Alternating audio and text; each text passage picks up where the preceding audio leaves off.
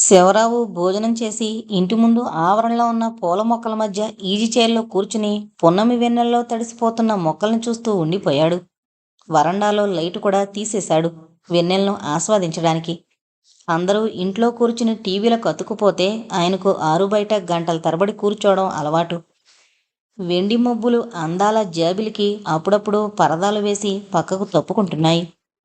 చెట్ల కొమ్మల్లో గూడు కట్టుకున్న పిట్టలు ఆదమరిచి నిద్రపోతూ ఎక్కడో ఏదో శబ్దానికి ఉలిక్కిపడి లేచి గొంతు సవరించుకుని కోకోవలాడి మళ్ళీ గోళ్లల్లో ఒదిగిపోయి పడుకున్నాయి. గండుపిల్లి చెట్టెక్కే ప్రయత్నం చేసి పై కొమ్మల మీదకు వెళ్ళలేక నిరాశతో కిందకు దిగొచ్చింది. తను కూడా భోజనం చేసి తండ్రి పక్కన సిమెంటు గట్టు మీద కూర్చుంది అనన్య. ఎలా నడుస్తుందమ్మా మీ మహర్షి కాలేజీ? నువ్విప్పుడు ఆ కాలేజీకి కరస్పాండెంటు కదా? అడిగాడు శివరావు. ఇదో కాన్సెప్ట్ కాలేజీ నాన్న. లాభాపేక్ష లేకుండా విద్యార్థులకు పాడి పంటల మీద పూర్తి అవగాహన కలిగించడానికి ఏర్పాటు చేశాం. కాలేజీకి అటాచ్డ్గా హాస్టల్ ఉంది. స్టూడెంట్స్కు కావలసిన పాలు బయట వ్యక్తుల దగ్గర పోయించుకుంటున్నాం. వాళ్ళేమో నీళ్ల పాలు పోస్తున్నారు. అలా లాభం లేదనుకుని డైరీ ఫామ్ పెట్టాం. ఒక్కో గేదెకు 30,000 పెట్టి పంజాబ్ గేదెలను తెచ్చాం. స్టూడెంట్స్ పశువుల సావిడి శుభ్రం చేయడం, పాలు పితకడం కూడా నేర్చుకున్నారు. మొన్న ఒక ఆయనొచ్చి మాతో పోట్లాడాడు. వాళ్ళ అబ్బాయి చేత పేడకళ్ళు తీయించడం ఆయనకు నామర్దగా ఉందట. రైతులు కష్టపడి పశువుల్ని మేపి పాలు పితికి అమ్ముతుంటేనే కదా నువ్వింట్లో కూర్చుని హాయిగా పాలు పెరుగు రుచి చూస్తుంది. ఆ శ్రమ ఏంటో మీ అబ్బాయికి అనుభవంలోకి రావాలిగా. మీకు ఇష్టం లేకపోతే మీ అబ్బాయికి టీసీ ఇచ్చేస్తాం, వేరే కాలేజీలో చేర్పించుకోండి అనేశాను. ఆయన మారు మాట్లాడకుండా వెళ్ళిపోయాడు. ఈ కాలేజీ నిలదొక్కుకోవాలని మా ప్రయత్నాలు మేం చేస్తున్నాం. అనురాగ్ గారు వాళ్ళ అమ్మగారు నాకు పూర్తి సహకారం అందిస్తున్నారు. అలాంటి మంచి మనుషులతో పరిచయం కావడం నిజంగా అదృష్టం అందామే. ఎప్పుడు మాట్లాడినా అనురాగ్ గురించి చెప్పకుండా ఉండవు. అతను నువ్వు చాలా సన్నిహితంగా తిరుగుతూ ఉన్నారు. అంతకుముందు ఆకాష్తో కూడా సన్నిహితంగా తిరిగావు. నిన్ను అతను అభిమానిస్తున్నాడని చెప్పేదానివి. ఇప్పుడు అతను కనిపించడం లేదు. అనురాగ్ మంచివాడని అంటున్నావు. నీ ప్రయాణం ఎటు సాగుతుందోనమ్మా, నాకప్పుడప్పుడు ఆందోళన కలిగిస్తూ ఉంటుంది అన్నాడు శివరావు, మనసులోని ఆందోళనను బయటకు వ్యక్తపరుస్తూ. చీకట్లో పాము తాడు ఒకే రకంగా కనిపిస్తాయి. దగ్గరకు వెళ్ళి చూస్తేనే ఏది పామో ఏది తాడో తెలుస్తుంది. దూరంగా ఉన్న కొండలు నునుపుగా నీలం రంగులో కనిపిస్తాయి. దగ్గరకు వెళితే రాళ్ళు రప్పలు కనిపిస్తాయి. కొద్ది పరిచయంతో మనిషిని అంచనా వేయకూడదని ఇప్పుడు అర్థమైంది నాన్న. ఆకాష్ ఉత్తముడని భావించి అతని వెంట తిరిగిన మాట వాస్తవమే. కానీ నా పరిధి దాటలేదు. ఇప్పుడు అతనికి ఐశ్వర్యం మీద వ్యామోహం తప్పితే వేరే విషయాలు తెలియవని తెలుసుకున్నాను. అతనికి దూరంగా జరిగాను. ఫోన్లో కూడా మాట్లాడే ప్రయత్నం చేయడం లేదు. చెప్పుకుపోయింది. రాత్రిపూట తండ్రి కూతుళ్ళు మనసు విప్పి మాట్లాడుకోవడం అలవాటు. ఎటువంటి అరమరికలు లేకుండా ఏదీ దాచుకోకుండా తండ్రికి అన్ని విషయాలు చెప్పేస్తుంది అనన్య. మీ కాలేజీలోనే కార్తీక్ ఏదో ఒక ఉద్యోగం చూడకపోయావా? హోటల్లో పనిచేస్తూ ఎన్ని అవస్థలు పడుతున్నాడో. కొడుకు ప్రస్తావన తీసుకొచ్చాడు శివరావు. తమ్ముడికి ఇప్పుడిప్పుడే వాడి బాధ్యతలు తెలుస్తున్నాయి. కష్టపడుతున్నాడు. వాడికి నచ్చిన దారిలో వాడిని నడవనివ్వండి అందామే. వాళ్ళిద్దరి సంభాషణల్లో చెల్లెల విషయం కూడా వచ్చింది. సుప్రజ బీటెక్ పూర్తి చేసింది. క్యాంపస్ సెలక్షన్ కూడా వచ్చేసింది. పక్కింటి శ్రీనివాస్ కూడా సాఫ్ట్వేర్ ఇంజనీర్గా ఉద్యోగం వచ్చింది. ఇద్దరి జీతాలు కలిపితే 50,000 దాటుతాయి. వాళ్ళిద్దరూ పెళ్లి చేసుకోవాలని అనుకుంటున్నారు. శ్రీనివాస్ తండ్రి కూడా ఆ విషయం గురించి నాతో మాట్లాడాడు తల్లి. నువ్వేమంటావు? ముహూర్తాలు పెట్టిద్దామా? కూతుర్ని అడిగాడు. మీ ఇష్టం నాన్నగారు అంది అనన్య. పిల్లుల అరుపులు వినిపించాయి. ఆడపిల్లి వెంటబడి మగపిల్లి తరుముతోంది. ఆ ఆడపిల్లికి ఓ చిన్న కోనుంది. ఆ పిల్లి కోనను రక్షించుకోవడానికి మగపిల్లిని దూరంగా తరమడానికి విశ్వ ప్రయత్నం చేస్తూ పెద్దగా అరుస్తోంది ఆడపిల్లి. మగపిల్లి దౌష్ట్యం కొనసాగుతూనే ఉంది. పొద్దుపోయింది, లోపలికి వెళ్ళి పడుకోమ్మా అన్నాడు శివరావు వరండాలో మంచం వాల్చుకుంటూ. మహర్షి కాలేజీ ఆఫీసులో కూర్చుని పేపర్స్ చూస్తూ కూర్చుంది అనన్య. గేటు దగ్గర గురక ఎవరినో గద్దిస్తున్నాడు. అటువైపు చూసింది అనన్య. చిరిగిన బట్టలతో రేగిన జుట్టుతో ఓ 30 ఏళ్ల అమ్మాయి నిలబడి లోపలికి పోనిమ్మని ప్రాధేయపడుతోంది. ఆమెను లోపలికి పంపు బహదూర్ అంది అనన్య గట్టిగా. ఆ అమ్మాయి లోపలికొచ్చింది. వణికిపోతూ ఉంది. పులి నోట్లో నుంచి బయటపడ్డ గోవులా కనిపించింది. నిలబడ్డావెందుకు? కూర్చో అంది అనన్య. కూర్చుంది గాని మాట్లాడడానికి కూడా ఓపిక లేనట్లుగా కనిపించింది. మీ పేరేంటి? ఇక్కడికి ఎందుకొచ్చారు అంది. అనాథాశ్రమం అని పొరబడి వచ్చిందేమో అనుకుని. ఆమె ఎందుకొచ్చినా ఆమెకొచ్చిన కష్టమేమిటో తెలుసుకోవాలి. నా పేరు వసంత. ఆకలిగా ఉంది. వారం రోజులైంది అన్నం తిని అందామే నీరసంగా. అటెండరు దుర్గమ్మను పిలిపించింది. ఈ అమ్మాయిని హాస్టల్ బిల్డింగ్ దగ్గరకు తీసుకువెళ్ళి ముందు కడుపు నిండా అన్నం పెట్టు. కట్టుకోవడానికి బట్టలుంటేవు, లేకపోతే సెంటర్కు వెళ్ళి కొత్త బట్టలు కొనుక్కొచ్చివు. ఈమె కొంచెం కుదుట పడ్డాక సాయంత్రం నా గదికి తీసుకురా దుర్గమ్మకు చెప్పింది. వసంతను తీసుకెళ్ళింది. సాయంత్రం అనన్య గదిలోకి వచ్చింది వసంత. ఆమెను చూసి ఆశ్చర్యపోయింది. ఉదయం శోకదేవతలా కనిపించిన ఆమె శుభ్రంగా స్నానం చేసి తెల్ల బట్టల్లో మంచులో తడిసిన మల్లెపువ్వులా మెరిసిపోతూ కనిపించింది. జడ అల్లుకున్న తీరు, కట్టుబొట్టు తీరు చూసి పేదరికంలో మగ్గిపోయి ఆకలి బాధ తట్టుకోలేకొచ్చిన అమ్మాయిలా కనిపించలేదు. మిడిల్ క్లాస్ అమ్మాయి ఏవో ఇబ్బందులతో ఇల్లు వదిలి వచ్చినట్లుగా అనిపించింది. చదువుకున్న అమ్మాయిలా కనిపించింది. తెల్లటి బట్టల్లో మీరు అందంగా కనిపిస్తున్నారు అంది అనన్య ఆమెను మాటల్లోకి దింపి ఆమె గురించి వివరాలు తెలుసుకోవాలన్న ఉద్దేశంతో. బతుకు చీకటమయమైంది. అలుముకున్న చీకట్లో అలమటిస్తూ ఉన్నాను. తెల్లని బట్టలు మనసులోని చీకటిని పోగొట్టి వెలుగును తీసుకురాలేవు అంది ఉద్వేగంగా. మాటలు తడబడుతున్నాయి. ఆమె దృష్టి గోడకు తగిలించిన మదర్ తెరిసా ఫోటో మీద నిలిచింది. కష్టాలకు కలత చెందకుండా ఆనందంగా ఉండడం అంతులేని సంపద కలిగున్నట్టే. విలువైన జీవితాన్ని కన్నీటి ధారలతో బలి చేయకూడదు. ధైర్యంగా ఉండాలి. మీకు అభ్యంతరం లేకపోతే మీకొచ్చిన కష్టమేంటో చెప్పండి. మీకు అండగా ఉండడానికి ప్రయత్నిస్తాం అంది అనన్య ఆమెకు ధైర్యం చెబుతూ. వసంత తన జీవిత పొటలు అనన్యకు చూపించింది. అక్షరాలు ముత్యాల సరాల్లా లేవు. గొలుసుకట్టు రాతతో గందరగోళంగా ఉన్నాయి. ఎక్కడ చూసినా కొట్టివేతలే. కొన్ని పేజీలు చింపేసున్నాయి మరొకరి కంటబడకుండా. ఊసగుచ్చినట్లు తన గురించి చెప్పింది వసంత. వసంత తండ్రి బడిపంతులు. నరసయ్య ముక్కుసూటిగా పోయే మనిషి. జిల్లా పరిషత్తు స్కూళ్లలో పనిచేశాడు.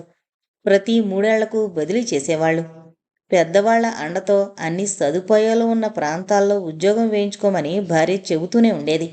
ఎవరినీ లెక్క చేసేవాడు కాదు. ప్రాధేయపడేవాడు కాదు.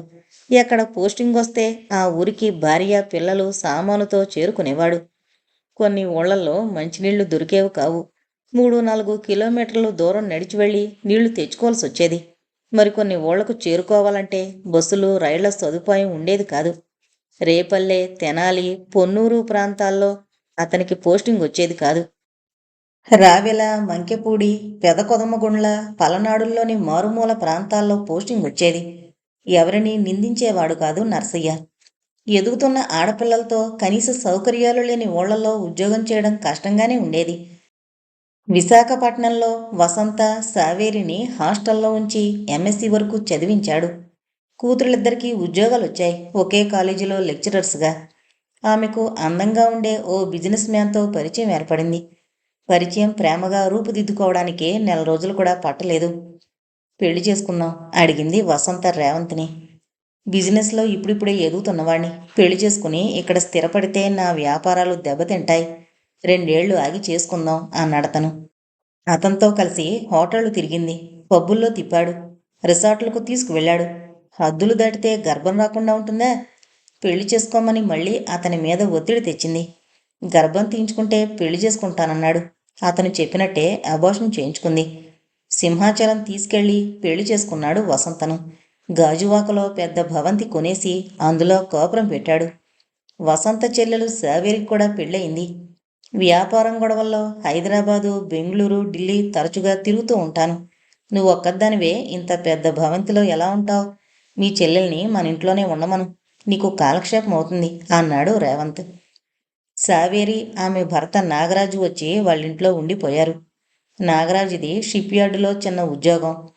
వసంతకు కాలక్షేపం మాటేమో గాని సావేరి వచ్చి తామింట్లో ఉండడం రేవంత్కి బాగా కాలక్షేపం అవుతూ ఉంది. పెద్ద భవంతిలో ఉండడం, బావగారి కారులో తిరగడం, అందంగా ఉండే బావగారు తనతో సరదాగా మాట్లాడడంతో సావేరికి సరదాగా గడిచిపోతున్నాయి రోజులు. ఇంట్లో వసంత లేదు. నాగరాజు డ్యూటీకి వెళ్ళాడు. మంచి అవకాశం దొరికింది రేవంత్కు.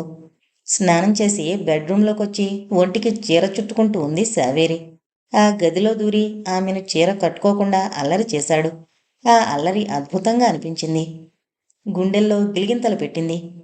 మీరు ఇంట్లో లేనప్పుడు మీ వారు మీ చెల్లెలతో పాటు కులుకుతూ ఇంటికొస్తున్నాడు. చుట్టుపక్కల అందరూ చూస్తున్నా పట్టించుకోకుండా సావేరి నడుం చుట్టూ చేయి వేసి లోపలికి తీసుకువెళ్తున్నాడు. నీ జాగ్రత్తలో నువ్వుండమ్మాయి. నీ చెల్లెల్ని హద్దుల్లో పెట్టుకో. లేకపోతే తర్వాత చింతిస్తావు అంది పక్కింటావిడ.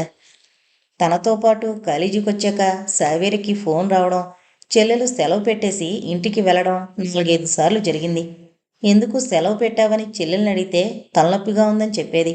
పీరియడ్స్ ప్రాబ్లం, కడుపులో నొప్పిగా ఉంది అంది మరోసారి. చెల్లెల్ని అబ్జర్వ్ చెయ్యాలని ఆమె సెలవు పెట్టిన రోజున తను సెలవు పెట్టి ఇంటికి వెళ్ళింది. ఇంటి ముందు రేవంత్ కారు కనిపించింది. ఏంటి మోసం? తనను తప్పించుకుని భర్త తిరగడం ఏమిటి? వాళ్ళిద్దరూ తన కళ్ళుగప్పి కలుసుకోవడం ఏమిటి? తన కోపురం కూలిపోతుందన్న ఇంగిత జ్ఞానం లేకుండా చెల్లెలు బరితెగించడమేమిటి? ఇంట్లోకి వెళ్ళి సావేరి బెడ్రూమ్ తలుపు కొట్టింది. చెల్లెలి వచ్చి తలుపు తీసింది. చెదిరిన బట్టల్ని సర్దుకుంటూ సావేరిని నెట్టుకుని బెడ్రూంలోకి వెళ్ళింది. మంచం మీద పడుకుని మత్తుగా జోగుతున్న రేవంత్ కనిపించాడు.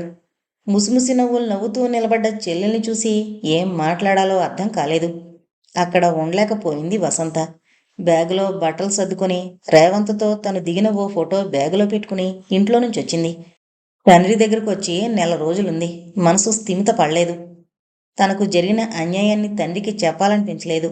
మౌనంగా రోధించింది. కాలేజీకి వెళ్లడం మానేసింది. మానసికంగా దెబ్బతింది. ఆమె అనుకోకుండా మహర్షి కాలేజీ పరిసరాల్లోకొచ్చింది. అక్కడి ప్రశాంత వాతావరణం కల్లోల కడలిగా ఉన్న మనస్సును శాంతిపరిచింది. మీరు ఇక్కడే ఉండిపోండి. మీ చెల్లెలు, మీ భర్త తాము చేస్తున్న తప్పును తెలుసుకుని పశ్చాత్తాపపడితే వాళ్ళ దగ్గరకు వెళ్ళండి. మీకు తిరిగి మీ ఇంటికి వెళ్ళాలనిపించకపోతే ఇక్కడే ఉండండి. మా కాలేజీలో లెక్చరర్గా చేరండి. ఏదో ఒక వ్యాపకంలో పడితే మీ మనసు కుదుట పడుతుంది. ఎంతకు మీ వారి ఫోటో ఏదైనా ఉందా మీ దగ్గర? జస్ట్ క్యూరియాసిటీతో అడిగాను. మీకు అభ్యంతరం లేకపోతే చూపించండి అంది అనన్య. బ్యాగులో నుంచి ఫోటో తీసి చూపించింది. ఫోటోలో వసంత భుజం మీద చేయి వేసుకుని నవ్వుతూ నిలబడ్డ ఆకాష్ కనిపించాడు. ఆకాష్ నువ్వా? ఆశ్చర్యపోయింది అనన్య. రేవంత్ అని పేరు మార్చుకున్నాడన్నమాట అనుకుంది. గేటు దాటి పోర్టికో వైపు చూస్తూ లాన్లో కూర్చున్న అనురాగం చూసి అటువైపు హంసలా నడిచొచ్చింది అనన్య. ఆమెను చూడగానే అతని శరీరం పులకరించింది. ఏంటో ఈ మాయ అనుకున్నాడు. బతుకులో ఎంత తీయదనం ఉందా? రసబొందురంగా ఉండే జీవితాన్ని ఆస్వాదించడం తెలియక చనిపోదామనుకున్నాడు. అనన్య తనకు బతుకులోని రుచి చూపించింది. మరో జన్మనిచ్చిందామె. ఆమె మొహంలోని చిరునవ్వు, చూపుల్లోని సోయగం, మాటల్లోని తీయదనం అతన్ని కట్టిపడేశాయి. ఆమె ఎక్స్ట్రావర్ట్. తనను గూర్చి ఆలోచించక ఇతరుల గురించి ఆలోచిస్తూ ఉంటుంది. బయట జరిగే విషయాల మీదే మనసు నిమగ్నం చేస్తుంది. అందుకే ఆమె ఎప్పుడూ ఆనందంగా, ఉల్లాసంగా కనిపిస్తుంది. అతను ఇంట్రావర్ట్. బయట ప్రపంచం పట్టదు. నత్తలా లోపలికి ముడుచుకుపోయి ఉంటాడు. రండి రండి, మీ గురించే ఆలోచిస్తున్నాను. మీరు ఎర్ర గులాబీలా ఆకర్షణీయంగా ఉండి అందరికీ చేరువవుతారు. నేనేమో విత్తనంలా ముడిచుకుపోయి ఉంటాను అన్నాడతను. అతనికి ఎదురుగా ఉన్న కుర్చీలో కూర్చుందామే. విత్తనాన్ని తడిమట్టిలో ఉంచితే మొలకెత్తి మహావృక్షమై ఎందరినో తన నీడలో చేర్చుకుని సేద తీరుస్తుంది. చిన్న ఉద్యోగం కోసం వెతుకులాడుతున్న నన్ను చేరదీసి ఓ పెద్ద కాలేజీకి కరస్పాండెంట్గా చేశారు. మీ ఆస్తిపోస్తులకు నన్ను కేర్ టేకర్ని చేశారు. మీ నీడలో సేద తిరుగుతున్నాను అందామే నవ్వుతూ. పొగిడి ములగ చెట్టు ఎక్కించకండి, పడిపోతాను. పడిపోనివ్వలండి, పట్టుకుంటాను. పని మనిషి ఇద్దరికీ కాఫీ తెచ్చిచ్చింది. రేపు మనం గరికపొరకు కారులో వెళదాం. వారం రోజులు అక్కడ గడిపొద్దాం. పల్లెటూళ్ళలో వారం రోజులు గడపాలనుంది. పుట్టి పెరిగింది విశాఖపట్నంలోనే. పట్నవాసమే గాని పల్లె జీవితం గురించి తెలీదు. రైతుల జీవన విధానాన్ని దగ్గరగా పరిశీలించాలనుంది అంది అనన్య. ఆ ఊరు ఎక్కడుంది? అక్కడ మనం ఎవరింట్లో ఉంటాం? అడిగాడు. మా స్నేహితురాలు నైనికకు ఆ ఊళ్ళో భూములు, తోటలు ఉన్నాయి. ఆ పొలాలను ఋత్విక్ గారు చూస్తుంటారు. ఆయనే ఆహ్వానించారు. నైనిక్ కూడా అక్కడికి హైదరాబాద్ నుంచి వస్తోంది. పల్లెల్లో తిరగడం నాకు కూడా ఇష్టమే. రిలాక్సింగ్గా ఉంటుంది. తప్పకుండా వెళదాం అన్నాడతను. చల్లని జాబిలితో చెలిమి అతని మనసుకు ఆహ్లాదాన్ని కలిగిస్తూ ఉంది. ఋత్విక్ వాళ్ళది పెద్ద పెంకుటిల్లు. రోడ్డుకు ఒకవైపున వాళ్ళిల్లుంటే మరోవైపు పెద్ద చెరువు ఉంది. ఊరు చుట్టూ పచ్చటి పొలాలు, అరటి తోటలు, చెరుకు తోటలు. ఎటు చూసినా పచ్చదనం పల్లవించినట్లు కనిపిస్తుంది. ఇంట్లో వయోవృద్ధులైన తాత, నాయనమ్మ తప్పితే ఎవరూ లేరు. ఋత్విక్ అన్నయ్య యుఎస్ఏలో ఉన్నాడు. యుఎస్లో ఉన్నాడు. ఓ గదిలో బీరువాల నిండా పుస్తకాలున్నాయి. పాతకాలం నాటి గ్రామ్ ఫోన్ పెట్టుంది. దాన్ని రిపేర్ చేస్తూ వాడుతూనే ఉన్నాడు. మరో పక్క వేణుంది.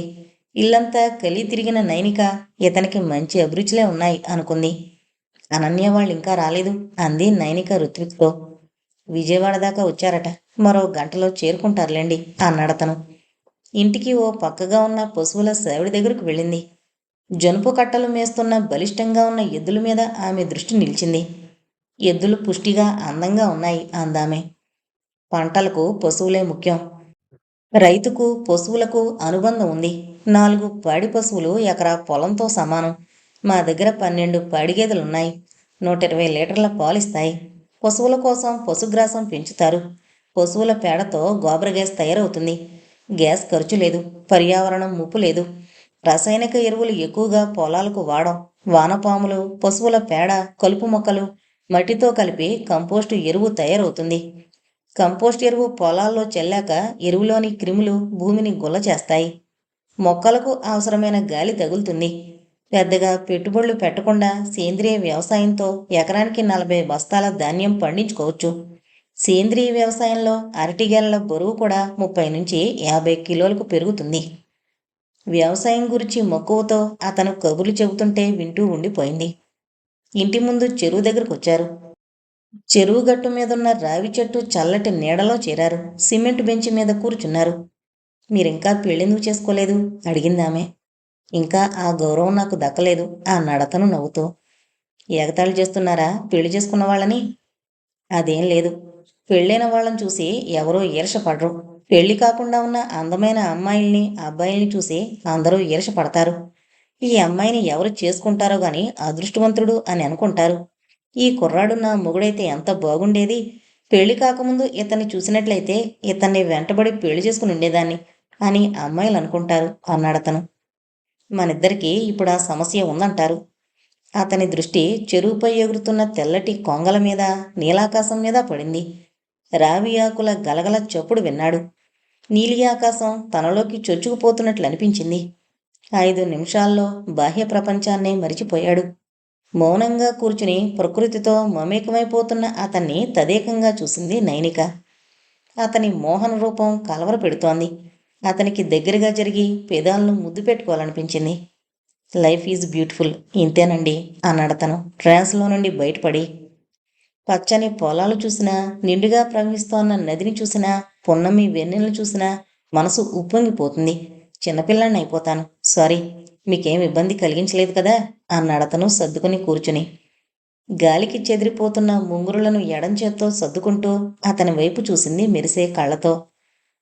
తెల్ల తామర్రేకుల్లాంటి ఆమె విశాల నేత్రాలకేసి తన్మయత్వంతో చూస్తుండిపోయాడు. రోడ్డు మీద కారాగింది. అనన్య, అనురాగ్ కారులో నుంచి దిగారు. హాయ్ అంటూ పలకరిస్తూ అనన్య దగ్గరకు వెళ్ళింది నైనిక. భోజనం చేస్తూ మీ కాలేజీ ఎలా నడుస్తోంది అడిగింది నైనిక. మేము ఎంపిక చేసుకున్న రోడ్డు మీద తిన్నగా పోతున్నాం. విద్యార్థుల దగ్గర ఫీజులు వసూలు చేయడం లేదు. కాలేజీని ఓ ఆదాయ మార్గంగా చూడడం లేదు. ఎటువంటి ప్రలోభాలకు లొంగకుండా మేమనుకున్న లక్ష్య సాధన దిశగా వెళుతున్నాం. I hope we will not reach A bad end. మనం నడుస్తున్న దారి సక్రమంగా ఉన్నప్పుడు గమ్యం తప్పకుండా చేరుకుంటాం. మాటల్లో ఆకాశ ప్రస్తావన వచ్చింది. నాకు కొత్త విషయం తెలిసింది. ఓ అభాగ్యురాలు మా కాలేజీ ఆవరణలో పిచ్చిదానిలా తిరుగుతుంటే ఆదరించి దగ్గరకు తీసుకున్నాం. ఆమె పేరు వసంత. ఆకాష్ ఆమెను పెళ్లి చేసుకున్నాడు. అతని కన్ను వసంత చెల్లెల మీద కూడా పడింది. భర్త చెల్లెలతో ప్రేమ సరాగాలు మొదలు పెట్టేసరికి తట్టుకోలేక రోడ్డున పడింది. ఇప్పుడు బాగానే ఉంది. మా కాలేజీలో లెక్చరర్ ఉద్యోగం ఇచ్చాం. ప్రశాంతంగా జీవితాన్ని గడుపుతోంది, భర్త విషయం పట్టించుకోకుండా. వసంత కథ వివరంగా చెప్పింది అనన్య. రేరాజుల ఆకాశంలో దర్జా వెలగబెట్టే ఆకాష్ పతనమయ్యాడన్నమాట. ఆకాశం నుండి శంభుని స్థిరం, అందుండి సీతాద్రి పద్యం గుర్తుకొచ్చింది. ఈ మధ్య డ్రగ్స్ కూడా అలవాటు పడ్డాడని తెలిసింది అంది నైనిక. అమెరికా అమ్మాయి గారికి తెలుగు పద్యాలొచ్చు, మేమేమో మర్చిపోతున్నాం అన్నాడు ఋత్విక్. మీకు నేర్పుతానులేండి అంది నైనిక. అందరూ నవ్వుకున్నారు. వంట ఎవరు చేశారు? కూరలు అద్భుతంగా ఉన్నాయి అన్నాడు అనురాగ్. మధ్యాహ్నం పూట భద్రమ్మ గారు సున్నుండలు బెల్లపచ్చులు చేస్తుంటే దగ్గరుండి ఆమె ఎలా చేస్తుందో గమనించింది అనన్య. పట్నవాసుల పూర్వీకులు ఒకప్పుడు పల్లెల్లో పుట్టి పెరిగిన వాళ్లే. చదువుల కోసమో ఉద్యోగం కోసమో పల్లెలు వదిలి పట్టణాలు చేరుకుంటున్నారు. పట్టణాన్ని మనిషి నిర్మిస్తే పల్లెటూరిని భగవంతుడు సృష్టించాడు అన్నాడు ఋత్విక్. సాయంత్రం పూట పొలాలు తోటలు చూడ్డానికి ఊళ్ళో నుండి బయటపడి పొలం గట్ల మీద నడుస్తూ చాలా దూరం వచ్చారు. ఎటు చూసినా పచ్చటి తివాచీ పరిచినట్లు వరి పొలాలు కనిపించాయి. అక్కడక్కడ చెరుకు తోటలు అరటి తోటలు కనిపించాయి. పచ్చటి పొలాలను కాపలా కాస్తున్నట్లు పొలం గట్ల మీద దెబ్బల మీద తుమ్మ చెట్లు చింత చెట్లు పచ్చటోపీలు పెట్టుకున్న పోలీసుల్లా కనిపించాయి. మీ పట్టణాల్లో సూర్యోదయాలు సూర్యాస్తమయాలు కనిపించవు, ఎత్తైన భవంతులు అడ్డొస్తాయి అన్నాడతను. అందరి దృష్టి పడమటి దిక్కున వాలిపోతున్న ఎర్రటి సూర్యబింబం మీద పడింది. అందమైన ప్రకృతి దృశ్యాలను తన వీడియో కెమెరాలో బంధించింది నైనిక. కాలువ గట్ల మీద గొడ్లను కాస్తున్న బొడ్డాళ్ల ఫోటోలు కూడా తీసి వాళ్లకు చూపించింది. ఆనందంతో ఎగిరి గంతేశారు. వాళ్ల జేబుల్లో కుక్కున్న కందికాయలు సీమ తుమ్మకాయలు తీసి అననీయకు నైనికు ఇచ్చారు. సాంబయ్య ఎదురొచ్చాడు పొలం దగ్గర. ఆయన్ని పలకరించాడు ఋత్విక్. ఏం మావా, ధాన్యం అమ్మేశావా అడిగాడు. భుజం మీద తుండుగుడ్డతో మొహం తుడుచుకుని తక్కువకి అమ్మేశాను, బస్తా 600కి అమ్మాను. మనమేమో వ్యవసాయం అంటే మక్కువతో కష్టపడి పండించడం, చివరికి కమిషన్ వ్యాపారులకు తక్కువ ధరకు అమ్ముకోవడం. పొలం మీద పెట్టిన ఖర్చులు కూడా తిరిగి రాలేదు. వ్యవసాయం ఖర్చులు ఇబ్బడి ముబ్బడిగా పెరిగిపోయాయి. విత్తనాలు ఎరువులు పురుగు మందుల రేట్లు ప్రతి ఏడాది పెరుగుతూనే ఉన్నాయి. ఖర్చులు తడిసి మోపుడవుతున్నాయి. ఇలాగైతే వ్యవసాయం చేయలేనురా అల్లుడు. ఆయన చెప్పిన విషయాలు శ్రద్ధగా వింటున్నాడు అనురాగ్. మిమ్మల్ని నిలబెట్టి మాట్లాడుతున్నాను, చుట్టాలొచ్చినట్లున్నారు, మనం తర్వాత మాట్లాడుకుందాంలే అనేసి వెళ్ళిపోయాడు సాంబయ్య. సాంబయ్య మామకు 25 ఎకరాల పొలం ఉండేది. ఇంటి ముందు ఎప్పుడూ పాతరల్లో ధాన్యం ఉండేది. మంచి ధర ఉన్నప్పుడు అమ్ముకునేవాడు. ఇప్పుడు అప్పులు పెరిగిపోయి కళ్ళం దగ్గరే ధాన్యం అమ్ముకోవాల్సిన పరిస్థితి ఏర్పడుతోంది. ఇంట్లో ఏ కార్యక్రమం జరిగినా ఘనంగా జరగాలంటాడు. కూతుళ్ల పెళ్లిళ్ళు వైభవంగా అప్పులు చేసి చేశాడు. 25 ఎకరాల పొలంలో ఇప్పుడు ఆయనకు 5 ఎకరాలు మిగిలింది. వ్యవసాయం మీద ఆదాయం తగ్గిపోయింది, ఖర్చులు పెరిగిపోయాయి. వెనకటి రోజుల్లో రైతులు ఎంతో సంబరంగా ఏరువాక పండగ చేసుకునేవాళ్ళు. నాగలికి పూజలు చేయడం, ఎడ్లను అలంకరించడం, పాలేళ్లకు కొత్త బట్టలు కుట్టించడం చేస్తుండేవాళ్ళు. అవన్నీ ఇప్పుడు పాతముచ్చటైపోయింది. సొంతంగా వ్యవసాయం చేసుకుంటే గిట్టుబాటు కావడం లేదని పొలం కౌలుకిస్తున్నారు. ఇంట్లో అరడజను మనుషులుండి నడుముంచి పనిచేస్తే వ్యవసాయం గిట్టుబాటు అవుతుంది వివరంగా చెప్పాడు. సాంబయ్య గారిని మావ అని పిలుస్తున్నారు, ఆయనకు పెళ్లిగాని ఇంకో అమ్మాయి ఉందేమిటి అంది నైనిక చిలిపిగా నవ్వుతూ. ఊళ్ళోకి తిరిగొచ్చాక సర్పంచ్ ఇంటికి తీసుకువెళ్ళాడు. పెద్ద మండువాలోగిలి ఇల్లు. ఇంటి ముందు పెద్ద అరిచి ఉంది. ఇంటి చుట్టూ పచ్చని చెట్లు.